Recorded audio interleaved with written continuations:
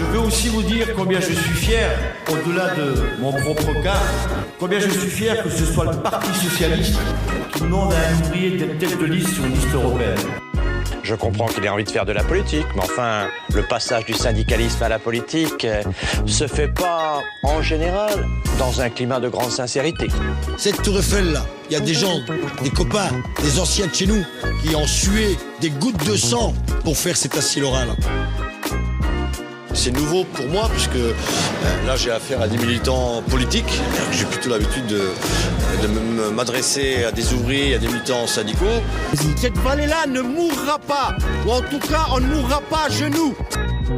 Pourquoi finalement serait-il moins légitime que les vrais professionnels de la politique qui ne font que cela et qui finalement n'ont pas de vraies expériences de la vraie vie ? La vraie question qu'il faut se poser, c'est est-ce que c'est Édouard Martin qui va changer le Parti Socialiste ou le Parti Socialiste a déjà changé Édouard Martin ? Dans ce premier épisode de Working Class dédié aux figures inspirantes des classes populaires, j'ai eu envie de revenir sur le parcours d'Édouard Martin, passé du statut d'ouvrier puis délégué syndical pour entrer en 2014 au Parlement européen sous l'étiquette du Parti Socialiste. Véhément critiqué par l'opposition, mais également par quelques membres de la gauche, il ne fait aucun doute que ce parcours de transclasse aura secoué un temps la vie politique française, mettant en lumière les frontières entre classe politique et classe populaire. Édouard Martin a dû faire ses preuves, peut-être plus que quiconque, et c'est ce que nous allons voir dans ce premier épisode de Working Class, les figures inspirantes des classes populaires. Lorsque François Hollande est venu nous voir ici, on pensait que c'était une main tendue. On avait l'eau jusqu'au cou. Et on a cru comprendre dans son message « Je vais vous sauver ». Ce qui a été fait depuis hier soir et aujourd'hui, on nous a enfoncé la tête dans l'eau. Ceux qui étaient censés nous aider sont en train de nous assassiner. La trahison continue. Pour comprendre ce qu'il vient de se passer ce 6 décembre 2012, il faut revenir aux événements de Gandrange. Et plus loin encore, il faut revenir à l'enfance d'Édouard Martin. Son milieu, là où a vécu sa famille, là où a travaillé son père.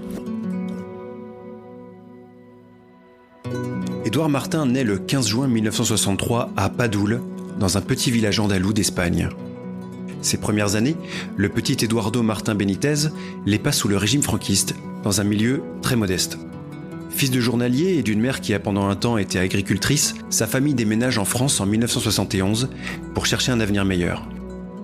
Le père de Martin décroche alors un emploi en Lorraine, deuxième région du monde, la plus productrice après les États-Unis. À table, Édouard et ses frères écoutent leur père raconter la vie à l'usine, mais les conditions de travail ne l'encouragent pas à vouloir suivre la même voie que lui. Mon père était sidérurgiste, moi je savais la vie qu'il menait. Je voyais les tournées qu'il faisait, il faisait aussi les 3-8. Il travaillait la nuit, il travaillait les dimanches, il travaillait les jours fériés. Et moi je me disais que jamais je serais comme lui, quoi. Et mon père il me dit, attends, faut pas se permettre le luxe d'attendre que monsieur ait un travail qui lui convienne. Donc hop, à l'usine, c'est ce que j'ai fait. Édouard Martin a maintenant 18 ans. Il est titulaire d'un CAP d'électromécanicien qu'il a eu à contre-cœur. Il s'inscrit dans le tissu industriel local et il décroche en 1981 un poste à la Solac de Florange pour un salaire de 3 000 francs par mois, soit environ 450 €. Ce qui fait rêver Édouard Martin, c'est de partir en Afrique du Sud. Depuis des années, il suit l'histoire de Nelson Mandela et il est révolté par l'apartheid. Ce qu'il veut, c'est aider la communauté noire à lutter et à établir une véritable démocratie. Il regarde les offres d'emploi dans le pays, particulièrement dans les mines, mais ses rêves s'arrêtent au moment où il prend contact avec les banques. C'est à ce moment que naît chez lui une vocation et une conscience, en étant en contact notamment avec les clubs de prévention de son quartier, qui lui disent que pour obtenir des choses dans la vie, il faut se battre. Cette même année, il prend sa carte à la CFDT. Ça sera 8 ans plus tard, en 1989, qu'il débutera sa carrière syndicale en tant que délégué du personnel. Ce poste, il l'occupera jusqu'à 1993. En 2009, Édouard Martin devient la figure de proue de la lutte contre la fermeture de l'aciérie de Gandrange. Un combat qui culminera avec la fermeture des derniers hauts fourneaux de Lorraine en 2012, malgré une bataille médiatique et politique intense. Je viens donc devant vous prendre des engagements. Je ne veux pas, moi, me retrouver élu un jour sur une promesse et ensuite ne pas revenir parce qu'elle n'aurait pas été tenue. Ce qui fera la transformation du syndicaliste Édouard Martin en futur homme politique, c'est d'abord l'histoire d'une promesse. La promesse d'un candidat à la présidentielle devenu président de la République. Promesse faite à un bassin tout entier, celle de la vallée de la Fensch, en Lorraine, déjà laminée par la fermeture de Gandrange 4 ans plus tôt. Cette promesse sera l'espoir de salariés, de familles et d'une ville tout entière. C'est une promesse et la question d'une justice sociale, à laquelle croit fermement Édouard Martin, mais également l'ensemble d'une classe sociale, pour qui la parole donnée, dans des contextes où la vie est dure, est précieuse. Car si l'espoir peut relever des individus, le désespoir, lui, peut avoir des répercussions dramatiques sur des familles entières, dont l'histoire est intimement liée à un territoire. On ne sait pas si demain, ça sera une victoire pour nous. En tout cas, il y a une page maudite de notre histoire qui se tourne. Et ça, pour nous, c'est d'abord la première victoire. Édouard Martin est un tribun. Son franc-parler attire les médias qui le chassent pour espérer décrocher l'une de ses punchlines favorites. Le sidérurgiste n'est plus seulement le représentant de Florange. Il est devenu le symbole d'une France industrielle, d'une classe ouvrière en souffrance, à la marge des grandes politiques sociales, et tributaire d'un jeu financier mondial où les dividendes priment trop souvent sur l'avenir des travailleurs. Le bras de fer de tout un territoire contre le géant de l'acier ArcelorMittal se propage bientôt au pays tout entier. La promesse, faite sur les terres encore fumantes d'une campagne présidentielle qui vient à peine de se clore, oblige le nouveau président à dépêcher l'un de ses ministres sur le terrain et dans les couloirs de négociation. C'est Arnaud Montebourg, alors ministre du redressement productif, qui va venir au chevet des sidérurgistes. Dans la négociation avec ArcelorMittal, j'ai indiqué à la direction d'ArcelorMittal que le projet de loi que prépare le gouvernement qui organise la reprise par voie de justice d'un site industriel viable était prêt. Hélas, les tentatives de négociation menées par le ministre Arnaud Montebourg n'aboutiront pas. Face à un Lakshmi Mittal inflexible et sourd à la détresse des travailleurs lorrains, le 1er octobre 2012, la sentence tombe. Oui, bien écoutez, ça n'est une surprise pour personne. ArcelorMittal annonce la fermeture définitive des hauts fourneaux de Florange, des 2 hauts fourneaux. Le combat continue pour nous, parce que l'annonce qui vient d'être faite est encore pire que ce qu'on pouvait imaginer. 629 suppressions d'emplois. ArcelorMittal a un discours encore beaucoup plus ferme que le gouvernement. Il leur laisse jusqu'au 1er décembre ultimatum pour trouver un repreneur. Sinon, les hauts fourneaux seront démantelés. Vous croyez bien que ça va être très difficile, et pour nous et pour le gouvernement, mais ces 2 mois-là, on va les mettre à l'œuvre pour essayer justement de montrer à Mittal qu'une autre voie est possible. Au cœur de la bataille, dans un climat de désespoir qui croît à mesure que la crise s'éternise, la détermination d'Édouard Martin, elle, prend racine et s'intensifie. Sa lutte dépasse la simple confrontation avec l'adversité. Elle incarne d'une part le combat d'un syndicaliste qui cherche par tous les moyens à sauvegarder son usine, mais également la détermination d'y parvenir. Plus tard, certains critiqueront son engagement politique comme une quête d'opportunisme. Mais son engagement s'est fondé au moment du projet Ulcos, un projet technologique, innovant, conduit par un groupe d'entreprises européennes. Pour Édouard Martin et les militants syndicaux, le projet Ulcos n'est pas seulement une stratégie de survie immédiate. Elle est une nouvelle issue pour l'industrie sidérurgique et devient un symbole de résilience, non seulement pour les ouvriers de Florange, mais pour l'ensemble du secteur européen. À travers Ulcos, on découvre un Martin habile, en maîtrise parfaite de ses sujets. Il cherche non seulement à redéfinir le futur de l'industrie, mais également à garantir un avenir commun entre transformation industrielle et pérennité des emplois. Nous arrivons là à un tournant de notre récit, où la trajectoire d'Édouard Martin s'entrelace avec celle de l'Europe. Car il en est persuadé, l'industrie sidérurgique de Moselle a le potentiel de se transformer en un pôle d'innovation et de compétitivité européen. Pour cela, il doit convaincre les députés européens et la Commission d'investir dans la modernisation des hauts fourneaux. Mais le défi est de taille. S'il y parvient, il réussira à sauver son entreprise, ses collègues et la vallée tout entière. On a voulu une Europe sans guerre, on l'a eu. Parce qu'il y a eu des femmes et des hommes qui se sont battus politiquement, démocratiquement, pour qu'il n'y ait plus jamais de guerre. On ne comprendrait pas que, en pleine période de guerre économique, on nous réponde, on ne peut rien faire.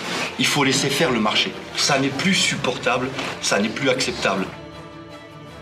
Des discussions avec la direction d'ArcelorMittal, en passant par les organisations patronales, les autorités locales, le gouvernement et les acteurs parlementaires, puis les institutions européennes, Édouard Martin n'est plus le représentant d'une lutte.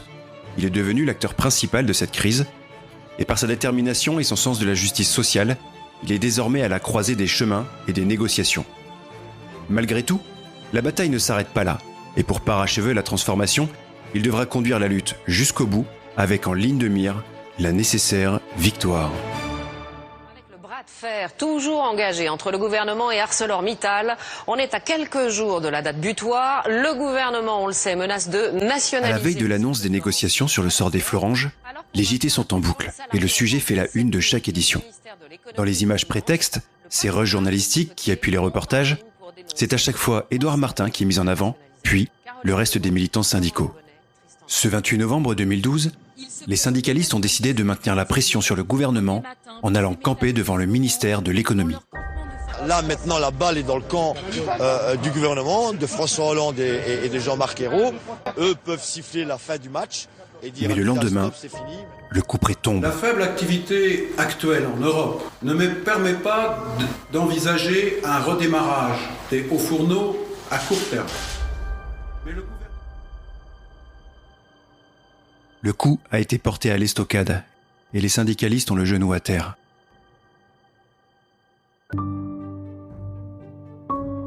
Selon le Premier ministre de l'époque, aucun repreneur crédible n'aurait été identifié. Si Mittal s'engage à reclasser les 649 sidérurgistes des hauts-fourneaux, rien n'a été négocié pour les 1500 salariés de la sous-traitance qui, eux, dépendent entièrement de la filière liquide. Et ce soir, les salariés d'ArcelorMittal Florange ainsi que les syndicats sont extrêmement déçus par les annonces. Ce moment critique marque un point de rupture, non seulement pour les travailleurs de Florange, mais aussi dans la conscience collective. Pour Édouard Martin, cette décision transcende le simple échec d'une négociation. Elle souligne la trahison d'une partie de la population, des valeurs fondamentales du travail et de ceux qui ne vivent que de leur labeur. Il est évident que pour nous, après avoir entendu le Premier ministre, nous avons le sentiment d'avoir été une nouvelle fois trahis. Dans ce gouvernement, il n'y a plus de pilote dans l'avion, si toutefois il y en a eu un.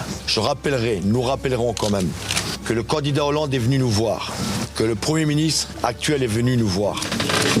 Rien de ce qu'ils ont dit. La mauvaise nouvelle s'accompagne d'une maigre consolation. Lakshmi Mittal s'engage sur le projet européen ULCOS. Mais le lendemain, il fera volte-face en annonçant à la Commission européenne son désengagement. Pour Édouard Martin, la déception est immense.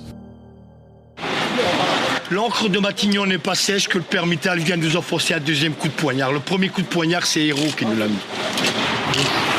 Allez, oh. On a été trahis. Allez. Allez, allez. Pas fini encore. Et on en appelle solennellement au président de la République. Et je veux lui dire dans les yeux, Monsieur le Président, souvenez-vous du 24 février 2012. Souvenez-vous ce que vous êtes venu nous dire là. Est-ce que vous êtes tranquille avec votre conscience? Est-ce que vous savez que vous mettez dans le désarroi, dans la misère sociale, toute une région? Vous attendez quoi? Qu'il y ait un malheur ici? Eh ben nous allons être votre malheur.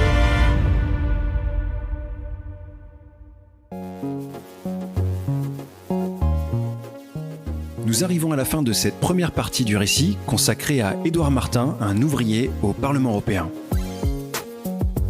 Que ce soit son parcours, ses premiers pas de sidérurgiste, son engagement syndical ou son ascension dans l'arène politique, Édouard Martin est le symbole d'une détermination inébranlable et d'un combat inné pour la justice sociale. Son opiniâtreté inspire autant qu'elle captive et renvoie le message que l'on peut venir de loin et faire bouger les lignes lorsque l'on agit pour le bien commun. J'espère que ce voyage, à travers le début de son parcours, vous a autant captivé qu'il m'a passionné de le faire à travers mes lectures, mes recherches documentaires et mes longues, très longues heures de visionnage de vidéos d'archives. Notre exploration ne s'arrête pas là, et dans le prochain épisode, je vous raconterai comment son entrée dans la vie politique a été marquée par des oppositions fortes et des critiques vives de la part de la classe politique, du monde syndical et d'une partie du monde médiatique. Nous verrons enfin comment son héritage syndical a marqué ses engagements et ses combats au Parlement européen. Vous pouvez vous abonner à ce podcast sur votre plateforme préférée et si vous avez aimé, vous pouvez aussi partager cet épisode avec vos amis et votre famille et même sur vos réseaux sociaux. N'hésitez pas non plus à aller faire un tour sur la page workingclass.fr où je poste des articles, des photos reportages et des critiques de livres sur le sujet des classes populaires. Un immense merci d'avoir écouté ce premier podcast et je vous donne rendez-vous à très bientôt pour la suite de l'aventure sur Édouard Martin.